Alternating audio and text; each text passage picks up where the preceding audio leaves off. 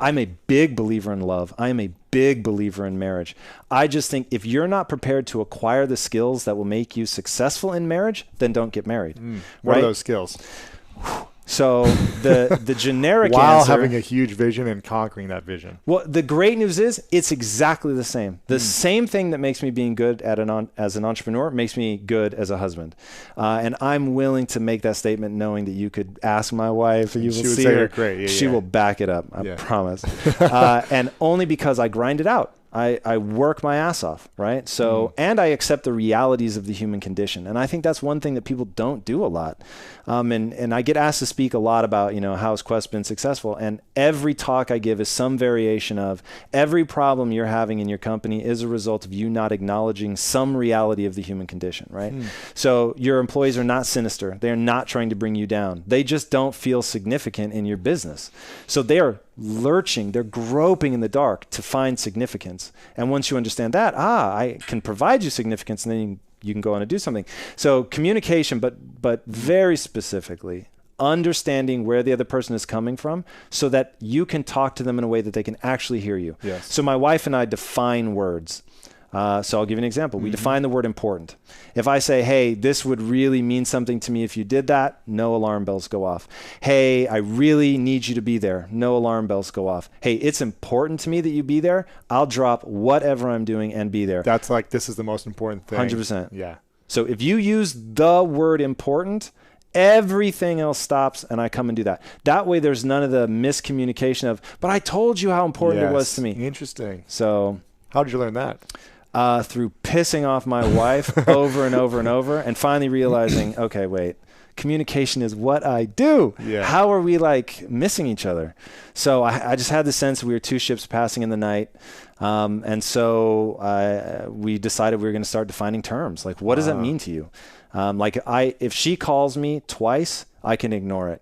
If that phone rings a third time in a row, and this has actually happened where I've ran out of a business meeting like the house was on fire, I'm like, I got to go right now. No explanation, out the door. Because we agree, if you dial the third time, assume I'm with President Obama and we're about to make something really magical happen, and that this call forces me out of the room. It's got to be like that type of situation. Right. Yeah. She's only done it once, just to give you an idea. And what if you don't of have the phone hardcore.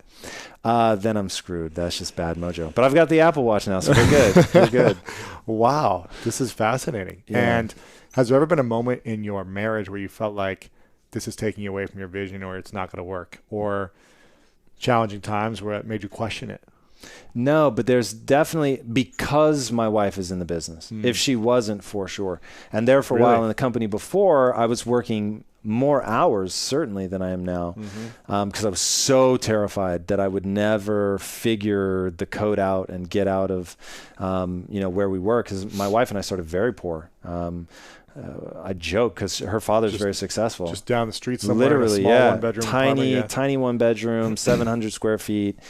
She was clipping coupons. I mean, the whole nine. Wow. Like, we were legit. At one point, about 15 years ago, I was scrounging through my couch cushions for enough change to put gas in my car. Like, that's where we started. So I went through a period where I was like, dude, I need to be successful. Like, it's not just a want. Like, for real. I can't live like this. So I worked just inhuman amounts of hours, 7 days a week. I wouldn't let her take a vacation, not a single day, for 6 years. Wow. And then finally she was like, this isn't sustainable. So wow. Yeah, we finally. Now, if you're not working together and you're married and you're working in different careers, or she's not working with you,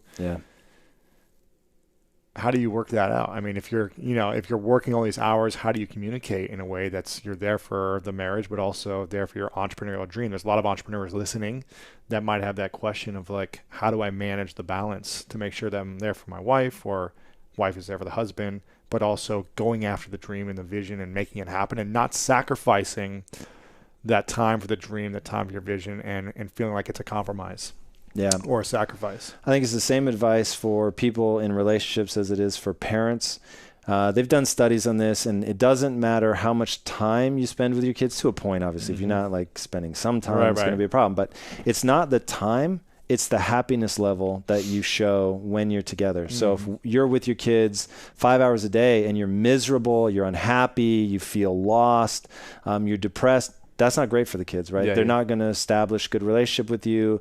They're not going to have necessarily positive relationships moving forward with, like a daughter wouldn't necessarily have a great relationship with a future husband because just the dynamic she's used to with a male figure in her life is off, right? Yeah. So what they found is it's correlated purely to happiness. If you come in and you're just like, oh my gosh, I'm so happy to see you, and you're playing with the kids and you're having a great time, it doesn't need to be a lot of time. It just needs to be awesome quality time. Gotcha. So I think the same is true of a relationship. If when you're with your significant other, you're still playing on the phone and they've got to get your attention and they never feel like they're number one. And so going back to the marriage question, you got to answer this question.